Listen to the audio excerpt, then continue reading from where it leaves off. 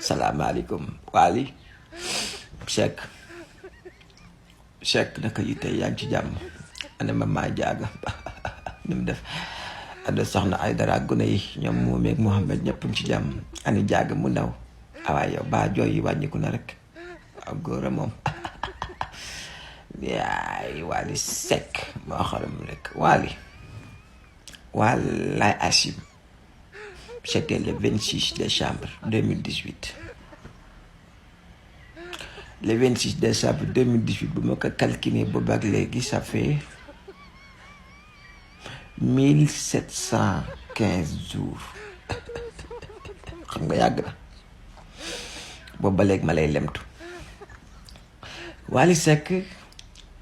le jour du 26 décembre 2018, je me suis réveillé tôt.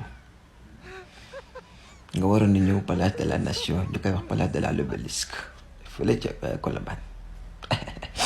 nga war faa tëgg ci guddi gi ma xëy si ba fajate 9h waroon am examen ba ko révisé wu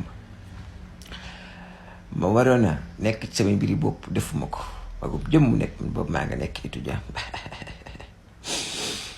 Waly guddi jot ma fafile ñëw bousculé xataraay fakkastaloo xuloo xeex avec 2843 personnes rien que pour accès ci scène bi man ak ñoom ba ca scène ba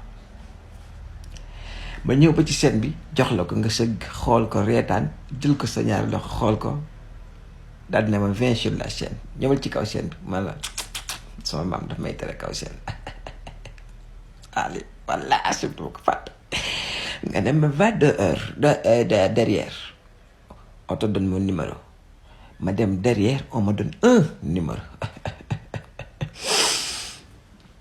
Waly, à ma grande surprise, je me suis réveillé le 27 décembre 2018 avec un coup de téléphone, avec une voix douce d'une fille extraordinairement magnifique. Allô, oui, ça va, madame, mademoiselle. Je suis très très contente, merci beaucoup vraiment, maa ngi lay sant maa ngi lay gërëm sama xol sedd na ma ne ko oui c'est quoi le problème, qu'est-ce que j'ai encore fait, comme man ci lu baax rek laay dox ma ne ko qu'est-ce que j'ai encore fait mu ne ma Waly man la ko may kontaan naa sama xol sedd na waaw lii nga ma def ma ne c'est pas grave dinaa dajawaat ak Waly boobu ba léegi nag maa ngi compté ça fait 1715 jours maa ngi lay lemtu Waly xam nga loo maye Waly s'il vous plaît ndax xam nga loo maye xamoo ko kay instant bi ma la koy jox yaa ngi doon way sa son boobu yaa ngi fàtte sa album symphonie way bi nga doon way ñeeño yi Moussa Mama Mbaye Bàcci Jaw Papa Ndiaye Teranga Istanbul Jóga Jaan bala may sa caamo dama jàll Papi Demba Cissé Cissé loolu nga doon way exactement. Waly est-ce que xam nga li nga maye jour boobu portrait allez journée laa jël journée de defal portrait pour bëgg la ko jox cadeau sur scène jox la ko cadeau sur scène nga wàcc yóbboo ko seen kër ma bëggoon nga yóbbu ko sa kër le lendemain nga woo ma téléphone ñëw invité ma ñëw kër gi nga mas ci mbaxal puuj paa ji ay dara di togg dimanche Waly nga jël portrait bi maye ko ñu may la nga mayewaat di nga maa tooñ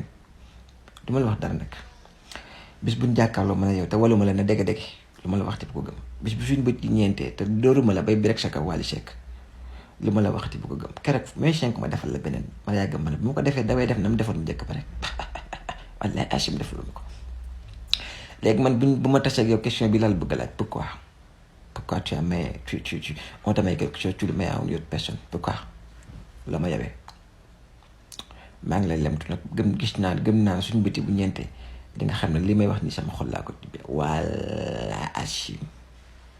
man naa ko waat ci yàlla buñ suñu bëti bu ñeentee Waly di nga regretté loo doon yéegee ci kaw chaîne boobu le 26 décembre 2018 merci ni ma njaboot gi waaw góor wallaay Hachim Waly Seck moo xorom rek